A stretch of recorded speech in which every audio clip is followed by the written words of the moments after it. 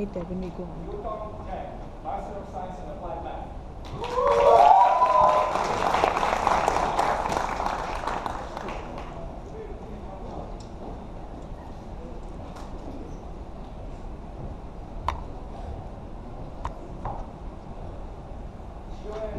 Master of Science in Applied Math.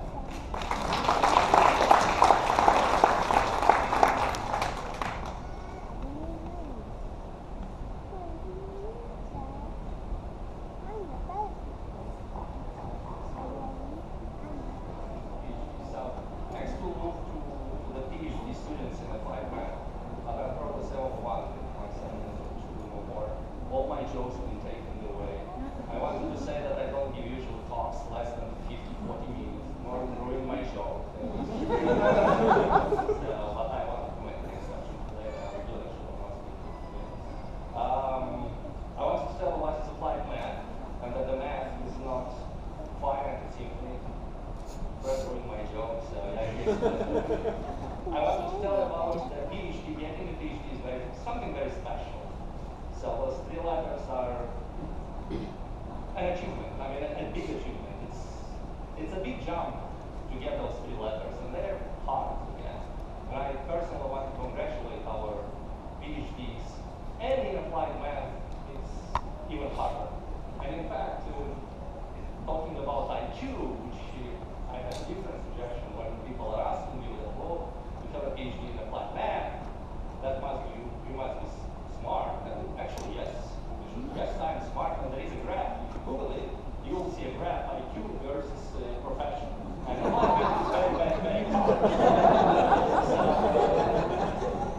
So if you can do that, actually works very fine. As long as you don't do a dean or a chair or something like that. So anyway, but joke apart, yes, you are smart, but things in life are not measured by smartness alone. So I wish you all good luck. There are several things that we appreciate as professors here. One of them is our former students, our alumni. We always want to hear from you, so I want to hear from each of you a promise that you, should I say give back? I mean, well, yes, if you can, it will be much appreciated to get something back from you, especially money, because it's United States, generally speaking, any feedback, any good words, saying how you are doing, we'll really appreciate, and we'll be very happy when we hear that you have a new achievement. We promise to feature it on our webpage, please. So one more time, congratulations to all our PhD students in applied math. We have a few of them this year, which is unusual, not because they didn't postpone, it's just side happens like that. Next, we'll go one by one, and PhD advisors will say 2 words. We give them this opportunity. Else they will not come, I mean, believe me. So they just because they know I don't speak. So I will start actually with in alphabetical order, and first would be Yusin Chang.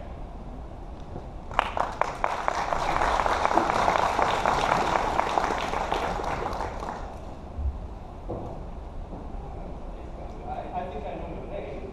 I'm the advisor, in fact, so I will speak first about VC, and I will not say, again, we'll try to be brief. Professor Bielski, who is not here, and myself co-advised and advised VC for the past years doing her PhD in applied math, focused on, well, we do now math finance, and the problem VC was dealing with is, in a sense, simple to formulate, very, very hard to solve. It's related to how the structure of banking industry actually affects the systemic risk of the whole thing to fail. And after the crisis, obviously, this is quite important. And it's not the joke that, oh, you do my finance, that means you know how to make money. Well, it's not actually about that. There are things that you have to study without making money, and one of them is systemic risk. You did an excellent job. The problem is very, very, very hard to study how banks are interacting in between them in a comprehensive way. But at the end, wrote a very nice PhD thesis with great potential, explored indeed when we say the difference between PhD and non-PhD, one essential difference, you have to produce something new. And that's for sure, whatever is in it, it's absolutely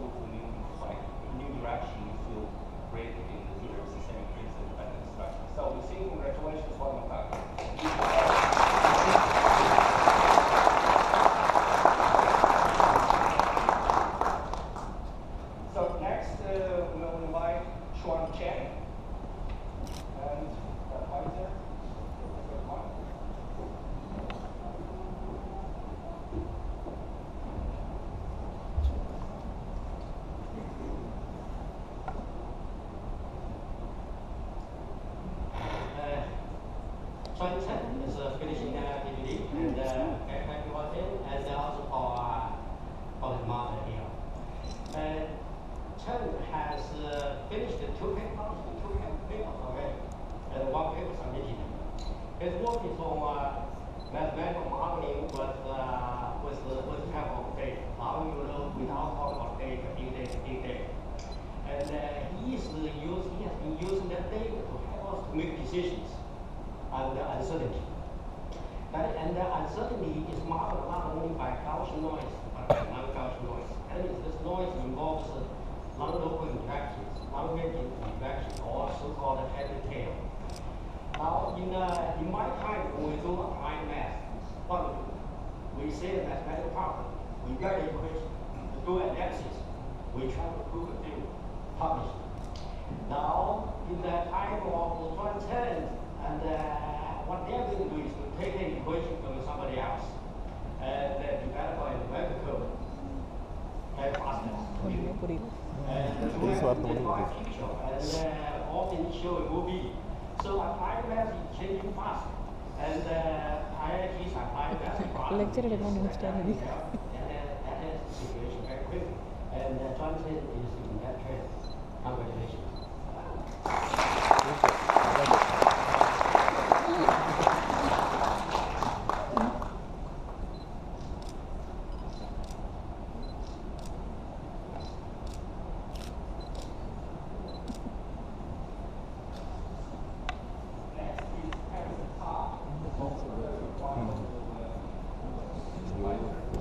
அவங்க ஒரு கரை எடுத்து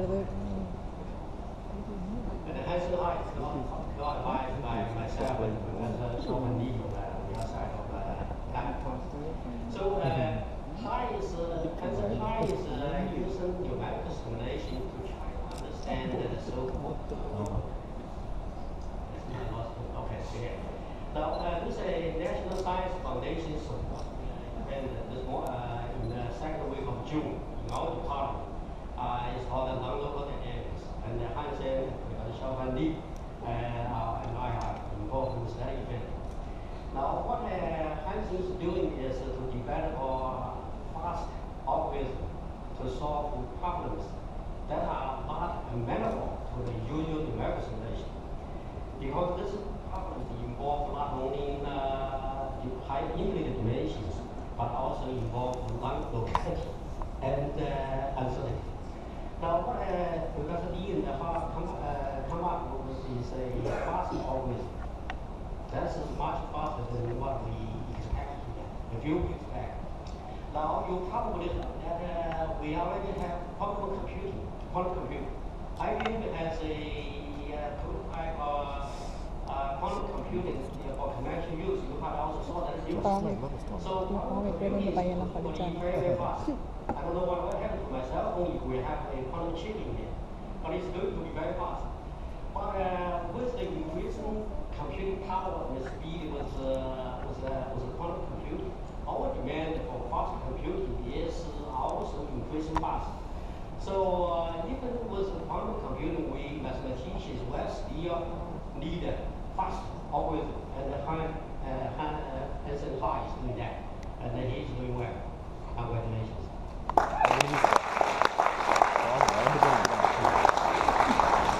കൊടുക്കാൻ മാറ്റാൻ